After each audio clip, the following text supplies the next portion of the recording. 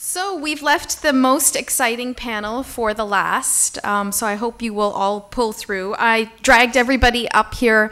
They're all extremely glorified and well qualified, and so we'll speak to their backgrounds as it relates to their perspective, so it should not take away from their importance that I have not individually introduced each of you. But I think what's really exciting about our panel is what we're going to try to do is actually just lift up a bit from where we have been for the full day and try to connect all of the different pieces together. And I was just reading actually a World Bank research report, and I thought I'll just kind of quote this to set up some of our conversation, and I think it'll just help to frame a bit of it. There's multiple pathways towards sustainability and affordable sanitation that are mutually reinforcing and need to be implemented in a coordinated manner. The optimal sequencing and balance will vary from country to country and by subsector.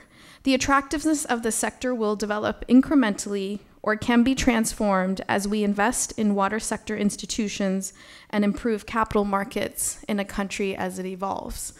The reason that I want us to also speak about India, but also the global context, is I think sometimes a lot of our work becomes very channeled with an India lens, and I'm looking forward to encouraging both Mark and Mariappa to kind of bring a bit of a, as well as Madhu and Akhilesh, to bring a bit more of a global perspective as to where you see India in that perspective.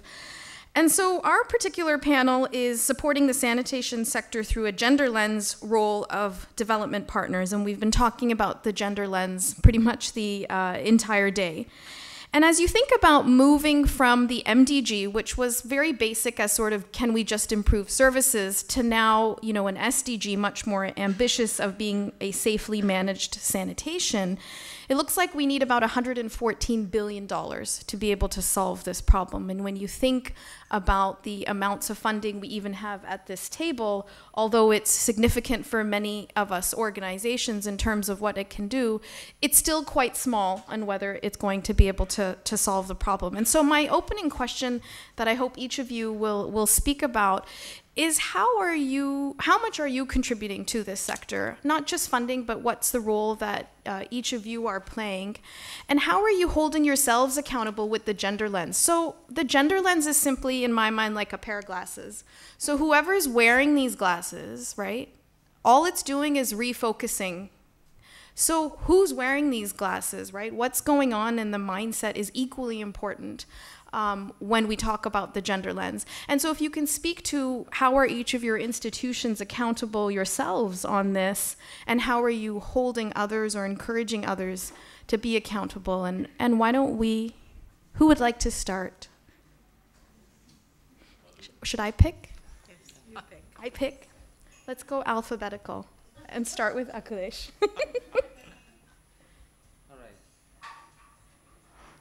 I mean, at the outset, after having deliberated on such a subject, which is an intense one for the whole day, I think there should be some takeaways, and I think I'll reflect on the experience that this particular project that we have done. And just so you know, there's a timer, because I didn't get to brief all of you, so don't be thrown off by her timing. Sure. Once she says stop, I'll start staring at you and freaking out. So, Absolutely. yeah. Okay. So please, go ahead, sorry. So, as you said, that reflect on the role that we are at this point of time vis-a-vis the subject matter which you are been deliberating upon. I think the first and foremost is that, you know, find policy spaces within the guidelines and documents that are available right now, so that all the discussions that we do here are hooked onto the existing policies and the mandate, and search for that mandate. And I will reflect on one very important thing which was talked about in the first half of the day, is about National Urban Sanitation Policy. I don't know how many of us are aware that 2008 policy document provides for ring fencing of investment for women and poor by 20% of the budgets at each of the municipal level. Now, this is somewhere residing in that document, but I think we need to plug that out, talk about it more often, create evidence as to what the urban local bodies are presently doing. Have they ring fenced it? Are they spending 20% of their budget on women, children, and poor? So we need to find out these policy spaces which give us a mandate to work more closely and make people accountable and the governments accountable for inclusive sanitation. Second is that I would reflect on every state is mandated to prepare an urban sanitation policy. Now, this is a very important document where you get an authority mandate to work on inclusive sanitation. I am reminded, at least for 4 states, I have been very closely associated in drafting their policy. And I find that if you look up Himachal, if you look up Chhattisgarh, you look up Andhra, and you look up Kerala, there is a sizable piece which is written as inclusive sanitation. You'll find a full paragraph on inclusive sanitation, which gives you a mandate to deal with the issues and take the deliberations forward from here, this workshop that we are here. So finding the appropriate policy spaces is very important before you start to create the new one. Second is that in case of Amrut, in case of SBM, these are large infrastructure projects, and that's where I'm trying to narrate a global experience that most of these infrastructure projects are talking in terms of thousands of crores. For example, UP alone has a Amrut budget of 20,000 crores. Now, when you look at that kind of a figure and you look at the DPR, I don't know where to figure women and where to find a face for women and where to find a face for child. And it is very difficult to, at that point of time, raise hand and say that where is inclusive sanitation in this 20,000 crore budget. And therefore, it is very important to look at some of the experiences that Chhattisgarh offers or Visakhapatnam offers, where we have been working very closely with generous support from USAID, that we need to find out how your investment can be made more visible for women and children. And in case of Chhattisgarh, a very progressive step was taken, that they had released 60,000 rupees for each of the ward committee, which comprised of women only. It was an untied fund, and they could decide what they want to do with this fund. It could be solid waste, it could be sanitation, it could be repair of a public toilet, it could be remodeling the public toilet or individual toilet. So those kind of empowering opportunities that exist within this big budgets of 20,000 crores is something that we should start to look. And don't leave this Amrut only for engineers. We need to tackle this, we need to talk about it, bring more evidence around it. Second is the case of Visakhapatnam.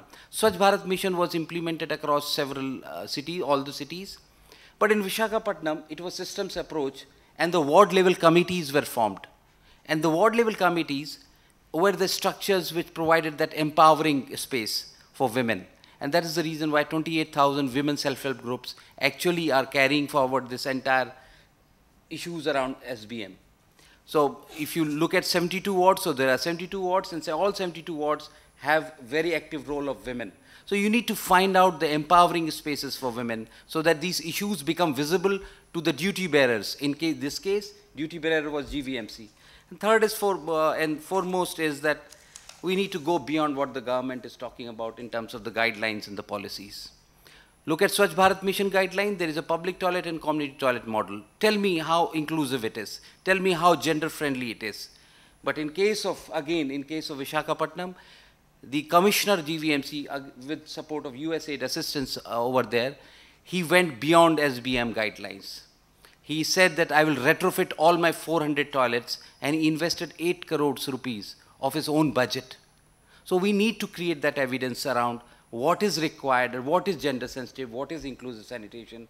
And I think this is probably 3 significant experience sharing with which I think we can take forward many of the deliberations that have been happening here in the day. Thank you so much. I was just on time. Great.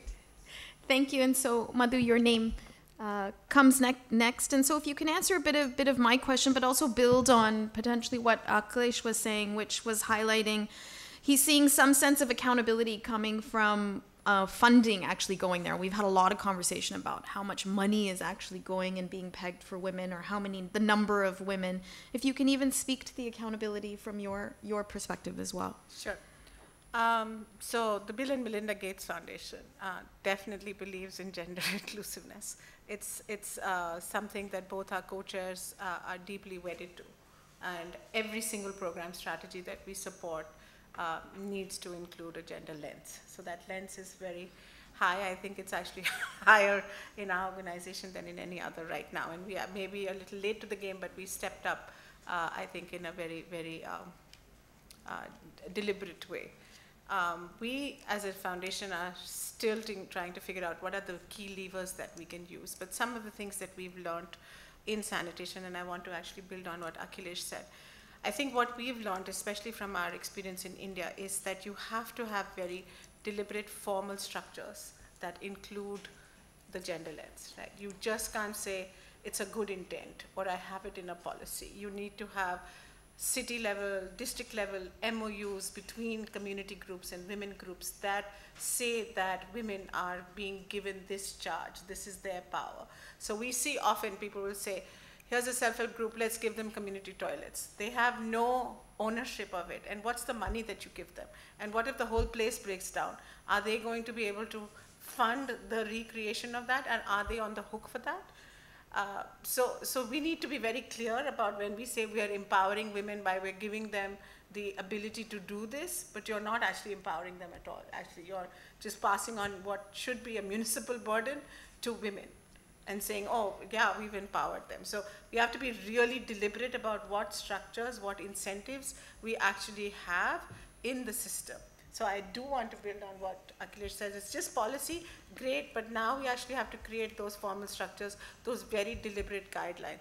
So my plea to everyone who's been involved in the discussions today, and especially to our gender task force, is let's come up with the 10, 15 very concrete recommendations we have. So if we're working in urban sanitation, what should a city municipal commissioner or a city manager absolutely do to be gender inclusive? What are the 15 steps or 10 steps they actually have to do? And that needs to then be in the policy, national policy and the state policy. And similarly, what should a district administrator absolutely do to include gender in sanitation, to include that gender lens? Because Ashley, Neera, we have to put those lenses on people. We don't have. We have anecdote upon anecdote how people plan things and do things with absolutely none of the gender lens on. So maybe everyone here has that gender lens, but that's not universal at all. It's not the de facto way in which people think about gender inclusion, right? They just don't. Urban planning or even district planning is done absolutely with no regard to women, right? So I think that accountability, absolutely, but I don't think we should spend a lot of time saying, this is the data. Everyone knows the data. Now we have to tell them what you actually have to do. And that's the job of this group of people. Tell us exactly, and then we will program those 15 points in. All of us across the table will ensure that every program that we fund, every engagement that we have with the government, whether it's a city level or a district level or a state level or a national level, will emphasize over and over again that those 15 things have to be operationalized. And I think if we do that, then we will be way ahead of the global curve as well. Because I don't think this has been done in this very deliberate manner. And I think we have the wherewithal to do it. Given all of the attention to sanitation, we have enough political will. Given all of the attention to gender inclusiveness, we have all of the rhetoric. I don't think we have the practical steps to get there. And we need to now move beyond citing the challenges, which we all know. Right. We can write a laundry list of all the challenges. They'll all fall in the same bucket. The end goal is nobody knows what's the path forward. So everyone is saying, okay, everyone has good intentions. They would like to have this. They'll write it in their policy if you give it to them. But what do they actually do? What's the practical 15 things we can learn that Vishakhapatnam did, or wherever we have those examples? Let's just figure those out. And I think that's something that we need to do on an urgent basis. And we are sure to put our money behind that. Great, thank you, Madhu. Let's go to Mariappa. If you can, just build both on Akhilesh and on Madhu, and maybe just even add, because the question that Madhu leaves us with, is that we need a path forward, and it's not just about data. It's about can we do now, and let's measure whether we're making any progress. And institutionally, it's challenging from your perspective whether that is actually doable. But give us the broader sense, and also if you can add to the context in a global way as well. Thank you. Good evening, all of you. Sorry, I joined very late. I think I just came 10 minutes back, so I missed that opportunity to listen all of you. But it is great to know. Let me start with the tips given by my colleagues. So, in fact, now it is generally everyone, wherever you go, talk about gender inclusiveness. So now the documents, it is very common that we also find in the documents. The most part of it is really how to translate into action and how can we support, and then how effective, how the development partners can really play a role in really the monitoring, the implementation of these policies and this towards the gender inclusiveness. In fact, the bank now, the World Bank, as you know that any project we have each project before clearance we should have whether these projects are screened for the gender inclusiveness. Do you have a gender strategy? This is compulsory. But now from this year onwards, in fact, it has become, it is a corporate responsibility of the bank that 100% of the projects should be gender tagged. So this is very important. The bank is, if you look at not only the bank is funding in terms of sanitation. Currently we have $1.5 billion we are supporting the Swachh Bharat mission operation. Similarly with the water and sanitation project. So it is in many states, Karnataka, UP, Bihar, Assam, Jharkhand, Maharashtra, Punjab, Kerala, AP, Telangana, we have water and sanitation projects. Now if you look at the livelihood projects, in fact, Bihar, like Jivika and the national livelihood programs, there is a separate funding to support the sanitation and also to improve the access to finance for this, the self-help through self-help groups. And in fact, we are creating the separate verticals in sanitation and hygiene, health and nutrition, because we are all giving, very safe, good, it is like a leaking bucket. We always think about nutrition, food, something like that, but there is no sanitation. Whatever you are feeding, excellent food, everything, it is leaking because of the dysentery. Something like that, integrating of various programs which can add value, which can improve, increase the productivity and get the better outcomes. I think the development partners should look into the areas where we can interlink and converge the various programs to add, so that it add the quality of life and also the gender inclusiveness. Basically disabled. Where is that? How can you exclusively examine instead of making a general statement? How can you look in exclusively? How do you address the uncovered, unreached, left out? So how can you? I think we need to work towards that. Okay. Even if you look at this, I think all of you agree. So this Swachh Bharat mission, what we are talking about, I think the women have really made a big contribution. Either if you go to Nigrani committees, wherever we're talking about, wherever the women are more, these villages have become more, they become ODF faster, they are more sustainable compared to other places, in fact. Recently we did a study on women leadership in Swachh Bharat mission. It is very, very, very clear. Okay. Sanitation, this is an area where women is a safe space for the active women participation and also to demonstrate their leadership quality. We did this study in UP, Bihar and Jharkhand, all the states.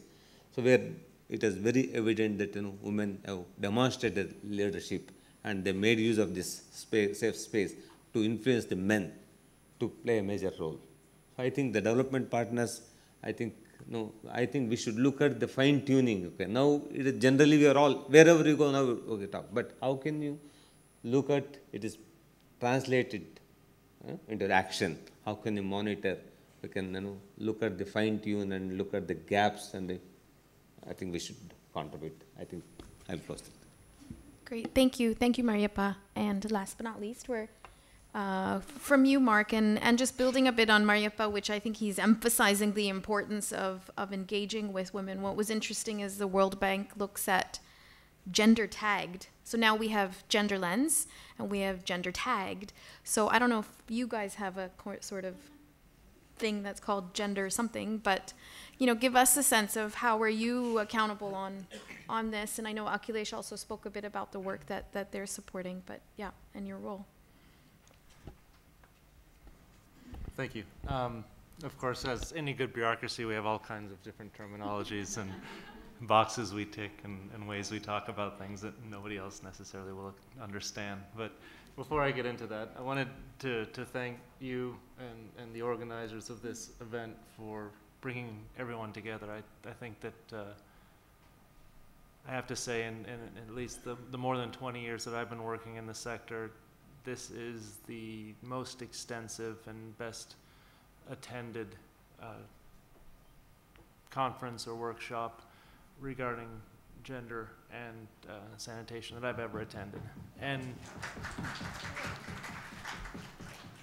with that, pardon me, I want to extend that thanks to everyone who has presented today, participated today, has shared either with questions or comments or in the plenary. I think that I'm trying to calculate quickly, 200 people in the room, 2,000 years of experience to 3,000 years of experience sitting in this room.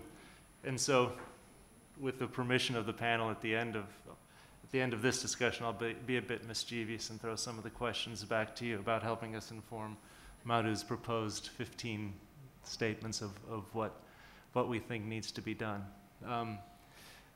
Nir, you asked me to talk a little bit about what I see as similar or different in India from other places I've worked in the world, and I have to say, whenever I am asked that question, I start off with India is sort of they're a tale of two Indias. It's the best of times and the worst of times. The sanitation challenges in India are like nowhere else in the world. And we all know the numbers, we all know how extensive they are. When you overlay those challenges with the gender, caste, disability challenges that you see in India, it can be overwhelming. And getting back to the thanks for sharing, I think that part of the reason for us all to come together today was to congratulate, commiserate, laugh and cry at the realities of the work that we're all doing. And so, again, thank you, and I encourage you to keep the faith and keep working diligently on this topic that's so important to all of us.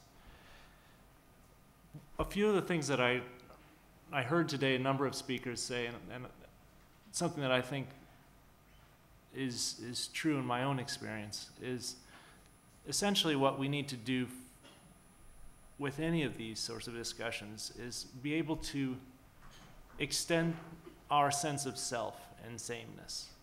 It's easy for us to relate to and care for people in our immediate family. And then we often extend that sense of sameness to a larger group and a larger group and a larger group. And essentially, at the point where we're able to extend that sense of sameness to everyone, then the issue of gender, the issue of differences, of caste, of disability, of different abilities, of all these things become relevant only in that we seek to help understand how we can meet the needs of those that are different from us in small ways, but the same as us in the overarching humanity ways. And to me, the easiest route to that is in getting people together at a number of different levels. Making sure that there's a representation of diverse groups in the planning, in the budgeting, in the tendering, in the implementation, in the monitoring and evaluation.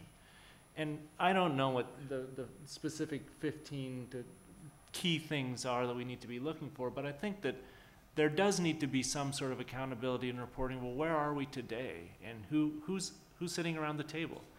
And I have a ton of respect for Mira when she was talking about, well, getting everybody in the same room doesn't necessarily come up with the best answer.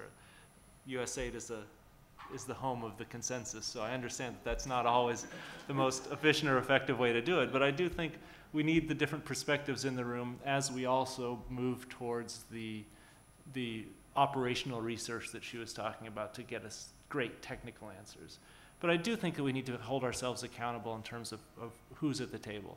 And how we do that at USAID is we have a number of different gates that we go through, from project design to award to implementation to monitoring and evaluation. We have a dedicated gender specialist within the mission that represents the mission. We have gender specialists within each of our technical groups. Our procurements are evaluated based on their ability to assess gender issues and how they're addressed. And one of the things that we're looking at doing specifically moving forward is working with each of our partners to actively monitor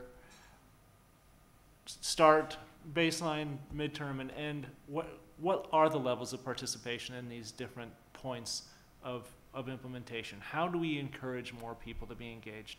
Not just by shifting the burden from a municipal bureaucrat to a volunteer, be that a male or a female. And a statistic I heard recently that will not shock many of you in the room, but I thought was poignant, is that women work on average an additional 3 hours every day as compared to their male counterparts.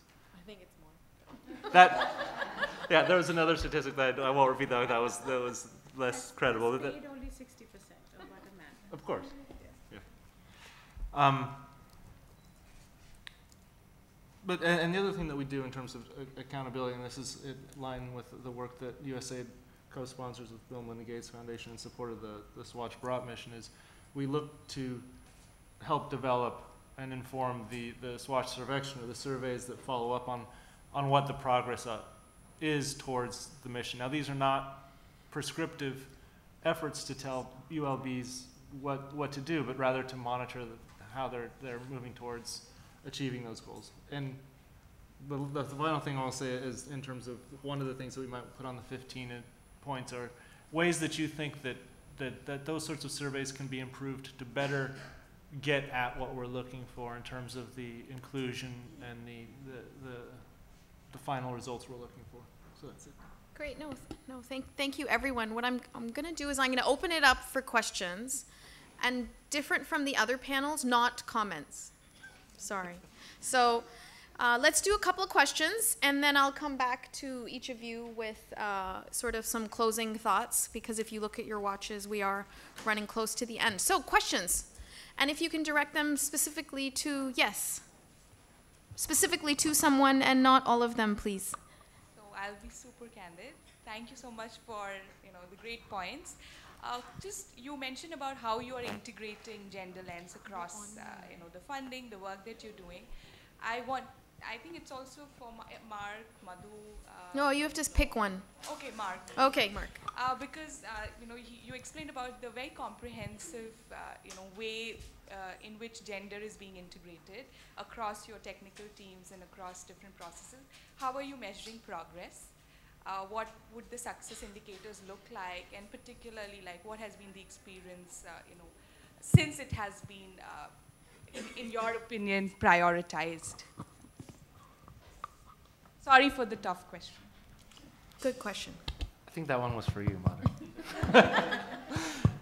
I think that it's done a couple of things. The first thing it's done is it has helped us put on a gender lens and continually try to ask what it means. I mean, I've worked for years in trying to get more and more effective, and I think that, to me personally, there's been a shift in the sanitation from, we've talked a lot about looking at gender in terms of mitigating and reducing vulnerability and increasing safety. Fundamental, important, and absolutely essential. But I think that we also need to move beyond that to looking at what we can do to empower, so that we're not just saying, okay, we're going to protect you, whichever class or caste or type of person that you are, because you're too vulnerable to protect yourself, to how do we empower every group to be able to chart their own course. In terms of specific monitoring that we're looking at, we are looking at monitoring level of involvement in different groups that our partners are engaging, and then we're also looking at how we can work that into things like the Swatch Survection. And it's too early to come back on the specific impact that's had. Great, thank you. Sonali, you have a question. Thanks, Neera. This question is directed at Madhu. I think we throw around a lot of words, gender lens, and I want to put in another word, gender transformative. I think that holds us to a higher indicator. And I think we've spoken on abstractions a lot, and I'd like to say, and I think even Mark spoke about indicators, what would you say that you have failed if you haven't achieved? So, I mean, I'm asking it in a negative way. To say that you have really been gender transformative, what are those indicators would you hold yourself accountable to in sanitation? That's a great question. I think you're right. Our aspiration is to be gender transformative, but we are taking baby steps, right? I think it's taking us time to figure out how to be gender transformative. Like USAID, we have the same. Every proposal has to have a gender strategy. For us, we give it extra points in the way when we procure proposals, etc. So we do all of that, and we are now looking at actually seeing how we can move from being gender sensitive, having just the gender lens, to how are we actually being gender transformative. To your question of where will we fail, will be if we just do the lip service. If we just say we've been gender inclusive, or if somebody comes to us, see, look at the number of women we have in our team, and say, great, you've checked that box and you're fantastic. Or, you know, we've got one entrepreneur in our project who's a woman, and so again, we've checked the box. So that's not being gender transformative. But do we have a disruptive technology that actually changes the whole sector for women and for other genders, that can actually help their access issues, or in the way that they can actually approach services? In the other section, we talked about technology and gender. So we're looking for those kind of levers to say those are things that will help. But checking the boxes by using the word gender is definitely something that we need to all move away from, for sure. Yeah. So just in closing, I'm going to just ask each of you the last question, which is, in your perspective, if you could pick one stakeholder, so women, nonprofits, implementing partners, development partners, the media, government, any stakeholder, if you could pick one which you really believe or feel has the most leverage to move the needle on gender lens and sanitation, which one would you pick and why? Well, I think this time we should start with MQ.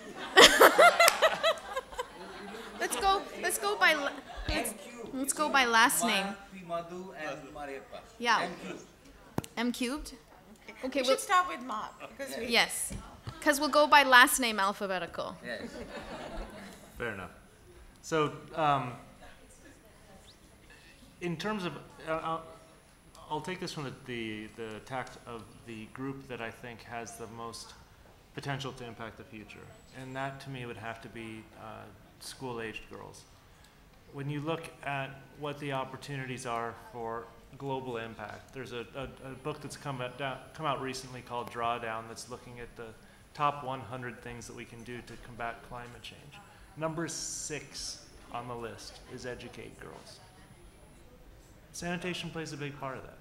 We need to be making sure that girls have every opportunity to stay in school, to get educated, and to help determine the future of our planet. So I'll go with school-age girls. K, G, K, U. Mariappa. Okay.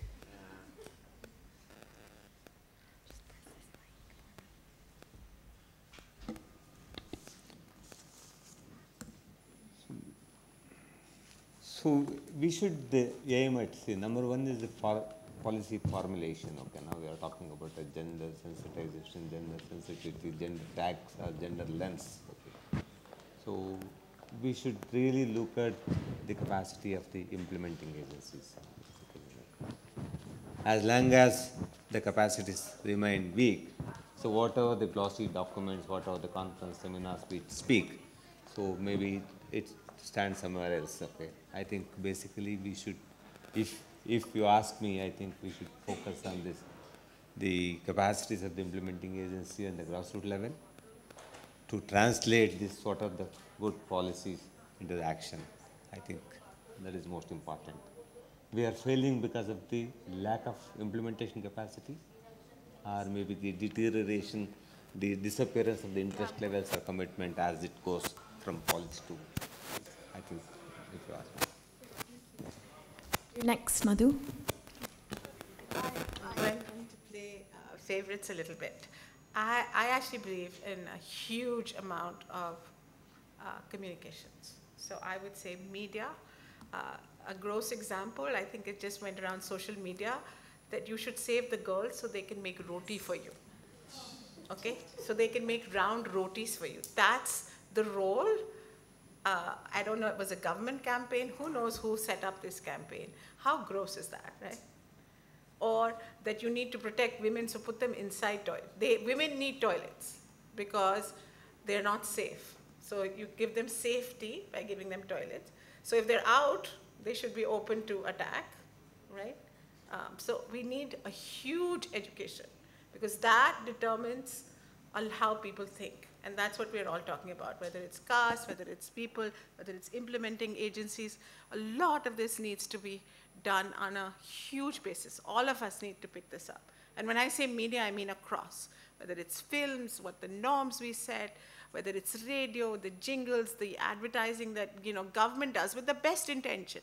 Their best intention was save girls, but what, to make rotis? So we need to change this discourse in a big way, and sanitation plays a big part of it, right? So I think media is where I would put a lot more dollars into communication. Thank you. Well, I think it's a difficult question indeed. I mean, I really compliment my co-panelists that they immediately could think of it, and therefore I pushed it to MQ. It's a very difficult one. I must admit this. You see, it depends on how ambitious you are.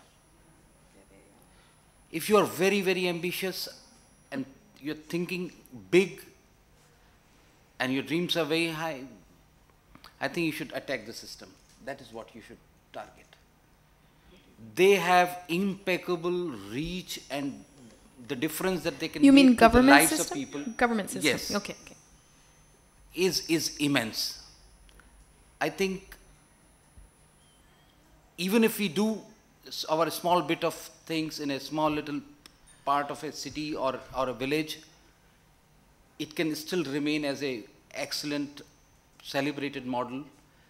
But if you really want to impact large number of people, change lives of people, really make a big impact, I think you should go and hit the system. But if you are giving me a choice by way of then I'll go with Mark completely. Adults and girls are the best investment that you can make, which will last you for a long, long time. And it could make intergenerational impact. So everybody close your eyes for a minute.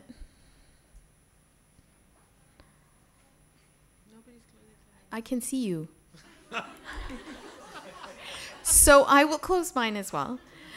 Close your eyes for a minute and be honest with yourself and ask yourself, are you ambitious to solve this problem? When you've answered the question to yourself, open your eyes. How many of you said you're not ambitious? Raise your hands and leave the room. So we are not going to solve this problem without unimaginable ambition. The size of the problem is so significant. And I think the leverage points that each of you, have highlighted, which was invest in adolescent girls, build the capacity of implementing partners, change the narrative by really leveraging media, and we must engage with the government, are the four levers all of us as a sector have to work towards moving the needle. And with that, it gives me great pleasure to thank my panel and thank all of you. Thank you.